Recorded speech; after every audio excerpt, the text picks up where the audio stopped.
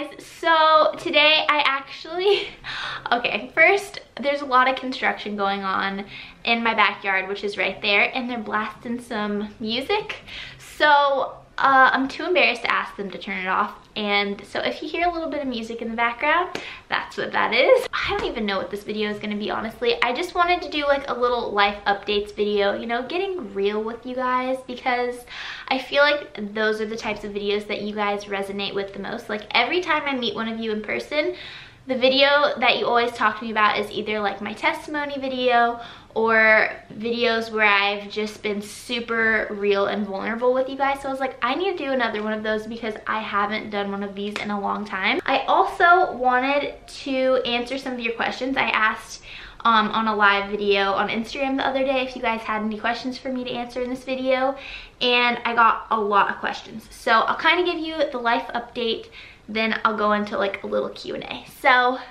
where do I even begin? Since we've moved into this house, I feel like that's when life has been like a whirlwind lately, because just everything has been a lot, to be honest. I guess since I'm kind of a perfectionist when it comes to like decorating and like keeping my house clean, it's kind of become like an added stressor on my life, because when I'm already stressed out from work, my stress manifests in like cleaning and wanting everything around me to look perfect. That's exactly how it was in high school too, when I had horrible anxiety. Like my room always had to be absolutely perfect or I would just like freak out.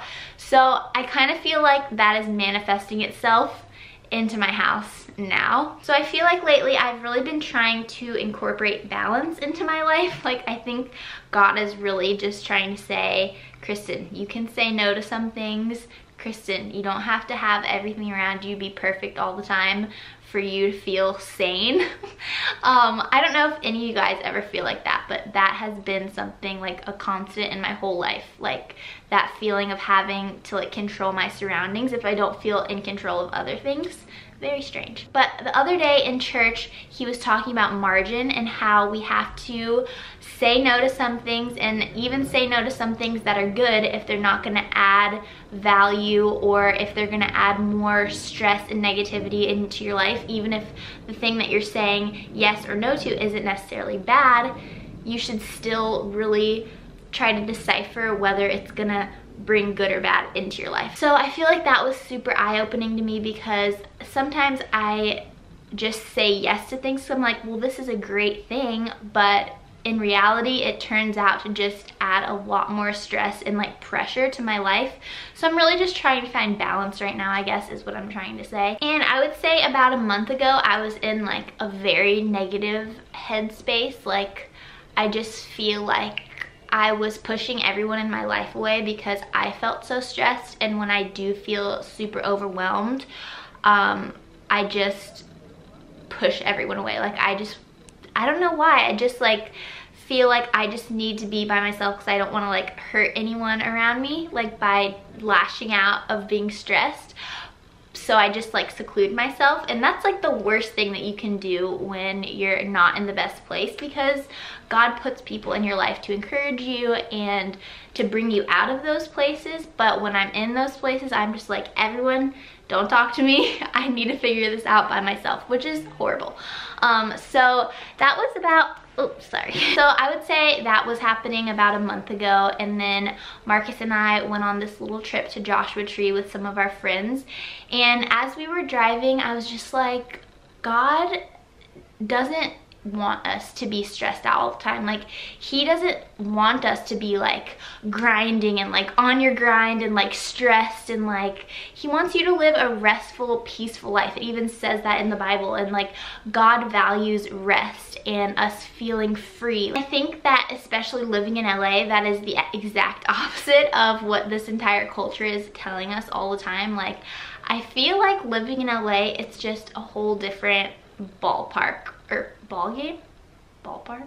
But I just feel like everything all around me is constantly telling me to just work harder, be better, grow faster, make more, do more, like do everything that you possibly can so that you can get more, do more, be more. And I was just sitting back while we were in the car, and I was just like, that is so not what God wants from me. Because if you think about it, think about your intentions. Why are you working so hard? Is it to make more money? Is it to impress more people? Is it for notoriety, for fame? Or is it to use your life to glorify God? That is the kicker. So that's what I've been asking myself a lot. Like, what are your intentions with YouTube? Like, I feel like I kind of lost sight of like my real goal for a while, and I've always, ever since I started my YouTube channel, I've always wanted to use it to glorify God, because that's the most important thing in my life. And I feel like I got to a point where I was like, oh, I just need to make more videos. I feel bad if I wasn't making enough videos, and I always try to include like little devotions at the end of my vlogs, and if I forgot to do it, I felt so bad. Or if I forget to put a Bible verse in my description like I always do, I'm just like so hard on myself, and I'm like, okay, what is your intention? Are you just trying to make people happy? Are you trying to just glorify God, which is the real point of life? And I actually wrote this in my phone when we were driving through the mountains, and I feel like God just laid this on my heart, so I thought I should share it with you. I said, when we're living in darkness, we're unable to see the beauty that's all around us, like driving through a mountain range during the day versus at night. And I thought about this because we were driving through the mountains at night. I couldn't see anything, and I was like, oh, I wonder what's all around us. But then during the day, it was like the most incredible, beautiful thing ever. And I'm like, this is what it's like living with God and without God. Like, God sheds such a light on everything, so you can really see the beauty that's all around you. But if you're living in shame and guilt and stress and pressure, like, your eyes are just blinded and you can't see all the great things that God is doing for you. So I hope that maybe that encourages some of you guys, and I hope that you guys know that I am not happy all the time, and sometimes I'm just so stressed and unhappy that I'm like, I can't turn on the camera because I can't like fake it, because I just can't be inauthentic to you guys. So I hope that you guys know that when I am doing videos and I'm happy and cheerful, that is really what I'm feeling in that moment. But sometimes when I'm not filming or posting on Instagram or Instagram stories, I can feel really down on myself, getting lost in comparison and pressure. And I mean, I just think it's important for us to know that everyone struggles with that, because I've talked about this a million times, but social media is such a highlight reel of people's lives, and it's not the real thing. You know what I'm saying? Like, 99% of the time I have no makeup on, my hair in a bun, and pimple cream on. I'm not always like dressed cute with a little bow in my hair. It's frustrating sometimes, because I wish that everyone could know that, but social media, I feel like, has become like, it's a good thing, but it can also be such a toxic thing. I don't really even know how I got on this topic, but this is usually the topic I end up on, because I just really want you guys to know that social media is like the happiest version of people's lives, and to not compare yourself to those people's lives, okay? Please, I pray that you guys know that, because that's like, I really hope that you guys know that. Let me just answer some questions, because I don't want to make this video too long that I can't answer some of your questions. Someone asked, what is your best relationship advice?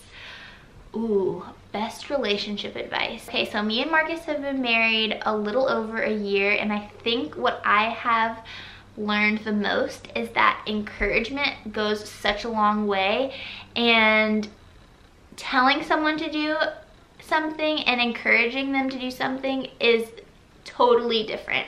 And I think that encouragement is so much more powerful than just being like, you need to do this, or can you do this?